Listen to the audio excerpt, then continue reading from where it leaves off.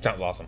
Cool. I'm pumped. Was that an awkward pause? Yeah, no, it's good. It's a good like, and that's where I can crop and put in fancy B-roll footage of us being entertaining and laughing, right?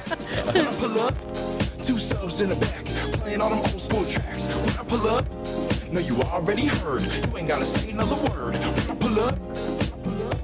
pull up, they notice. Welcome to another episode of Small Talk, where we talk to people around the Vancouver area in the tech industry doing interesting things. And today, we're super fortunate to have in the Microsoft offices Chad Leaman, who works at the Neil Squire Society. I think I got it right. Society, perfect. Yes. Yes. Yeah, I'm going to ask you total rando questions. Okay. And What did you eat for breakfast? Quick jabs and quick answers. Yeah. Multi-grain O's. At my house, we call them multicolored O's because I have 6-year-old twins that can kind of read. And, Fruit Loops have multiple colors, so they're multicolored O's. Do they feel like they're ripped off, though, if they're not They don't know. They don't know. I mean, my daughter's so close to figuring it out, and it's all over. If you had to pick a band that represented the soundtrack of Chad, what would it be? Oh, so we just moved into some new office space, our R&D people. And what came with that was my record player out of the dustbins of storage. So right now we're listening to lots of different vinyl. A wide variety I've picked and a wide variety I've inherited. One of my 2 parents really like Jimmy Buffett. I got so many Jimmy Buffett albums. That would not be my soundtrack. We put on today, staff member Z brought in. It was a soundtrack of remix hip hop tunes to 1980s arcade style. So it's Pac-Man with someone. That sounds amazing. It's pretty weird, but it's entertaining. It's one of those things. The first time you listen to it, it's great. Does it have longevity? We'll see. But every few years, pull that out. What's your number one life hack?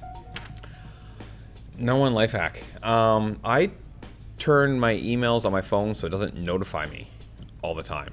That's amazing. So they still come, but I'm not like Pablo the dog where every 5 minutes it makes me look at it. I still sometimes default to that, but there are moments where I forget that it's there or I look at it. That's pretty awesome. Yeah, I definitely having young kids at home and people that want my attention. When my 6-year-old says Daddy, put down your phone, it's okay. All right, so yeah, try to make my phone not beep. Kill the notifications. Yeah, that's if they really need you, they'll find you. I am on the same kind of level. When I vacation, I delete Outlook from my phone. Oh, take it right off? Mm-hmm. Yeah, I did that once. Yeah. The last time I took vacation, I put my auto response thanks for your email. If it's really important, you will email me again or you'll email these other people because I did some sort of math. I'm gone 5 weeks. I get about 200 emails a day, which equals I'm not reading it. Yeah. It's not vacation anymore. I'm not reading it, right? Yeah. Tell us about some of the work that you do and how you got into what you're doing today. Sure, yeah. So I work at a nonprofit, Neil Squire Society, whose mission statement is use technology to empower Canadians with disabilities. So I've been there for a long time, 17 plus years. And I started as a summer student. And when I was going to university, I was in computer science. And I realized I was not going to be the best computer science student in the class. But I was always taking an English class just because I enjoyed it, liked reading books. But then I got a summer job at Neil Squire, and it's kind of I can use my tech skills to help people. When I finished the summer job and went back for my final year in university, I kept volunteering there. And then literally when I, a week within graduating, the job came to run the computer tutoring program. You gotta remember, this is pre everything that you know about the internet. Alta Vista was the search engine. I was dating myself here, But I know what that is. Yeah, so I feel good. I know. We're time capsules back here. So how people get set up their first email and communicate with family and stuff like that, right? Yeah. And then I was really fortunate, and I think this is true with a lot of nonprofits. Whereas if you have a good idea and you're not afraid to work, you kind of can get a bit of a long rope to make things happen. So, started a computer donation program. And then started doing a lot of our services through online learning to reach people that couldn't come into our offices or share best practices with other offices, stuff like that. I've kind of been a bit of an entrepreneur. In the organization, I've had 4 or 5 really different jobs and roles, and had the opportunity to kind of grow the organization and grow with the organization over that time. It's been really cool. Can you talk about some of the things that you've all done in terms of community outreach at Neil Squire? What are some of the areas that you're focusing on even today? Well, first, it's our 35th anniversary. So if you are in the Burnaby area on June 21st, we got food trucks coming in. It's going to be a photo booth. There'll be tours. So you should come and have lunch with me. It's going to be Friday. I promise it'll be sunny. It's if you got kids, you should bring them because the last week of June, they're watching movies. Come play with me.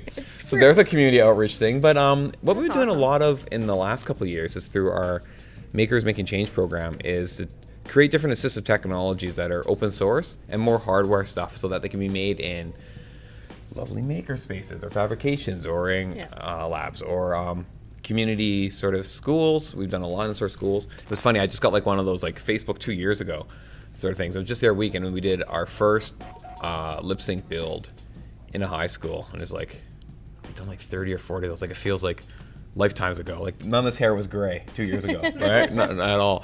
So you probably have it down pat. Yo, like, yeah, you know what you're. Yeah. Now I do. But yeah, so the lip sync's a project for someone that can't use their hands, can basically use their mouth to control a mouse. So it's basically a joystick to use their mouse. We received some reward funding from Google. We spent about a year getting a prototype ready, and then starting these build events. And the build events first kind of started this like, I had like, I'd be like a certain milestone by a certain date, and a certain amount I'm out, or I wouldn't get the other half of the money, right? So it's just like, I gotta get these things built, and who would host me? And it turns out like, asking people to like use their skills to volunteer is a really popular thing. It's become this whole engagement model for us, where we get invited to different areas to do it, to the point where now it's like, how do we package this up nicely and kind of scale it so you don't always, Chad likes traveling and seeing people, but you don't always need me now. So we're really trying to like, how do we build this to something that other spots and schools can do? They can have their little chapter, run little build events, or get connected to disability organizations. So it's been really exciting because a lot of the work at Neil Squire has been people coming into our organization and seeing the experts. So kind of flipping it a bit and like distributing the knowledge to people that have the ability to kind of take that and run with it and build with it. It's been a really exciting last couple of years for sure. It's kind of one of these things where like everybody wins, right? Like the STEM students are looking for projects with like some sort of meaning. I mean, I remember when I was in university, spent all this time, you write a paper and you get your B and into the bin. It's like, what was all the grief about, right? So the student has something that's really like, they see the value of their work. Like, for do you have someone that can see that they made this, someone can hold a toothbrush independently or play a video game independently. It's very powerful to know that you can have that sort of cause and effect in the world. The end users gain something quite often customized for their needs, that where there's not a commercial thing. We've been lucky with fundraising and funding, so quite often the cost is little to nothing for the client. If anything, it's just the cost of parts. No one's charging staff time because a lot of it's being done by volunteers. And the solutions that are quite often like 80 to 90% cheaper than the commercial options that are out there that weren't working for the person anyway. So it's like, it's kind of this triple win for everybody, right? Last year we served, according to the balanced scorecard went to the board, I think 3,800 Canadians with disabilities. Amazing. Yeah, and it's really coast to coast. Coast to coast, yeah. What are some of the bigger events that you've done? Locally in Vancouver, we've done the BC Tech Summit 3 years in a row, and they keep inviting me back. And every time I think someone through is like, this guy's way more work, because normally it's just like someone at the podium and they talk, right? And it's like, I'm gonna need 50 soldering irons. But the BC Tech Summit's been really great. They did our first lip sync build-a-thon when our instructions were made by an engineer, which means they were 90 pages of all text. Lesson learned. People like pictures, right? But they invited us back to a second one, and it went really good the second year. We lined it with the TELUS Days of Giving, so we had sort of like half BC Tech Summit and friends of Neil Squire so there, and half these TELUS people kind of learning about it, which was really cool. And then this year, we did it was a bigger in people, smaller in duration. The lip sync takes 4 to 6 hours to build, depending on your skill level.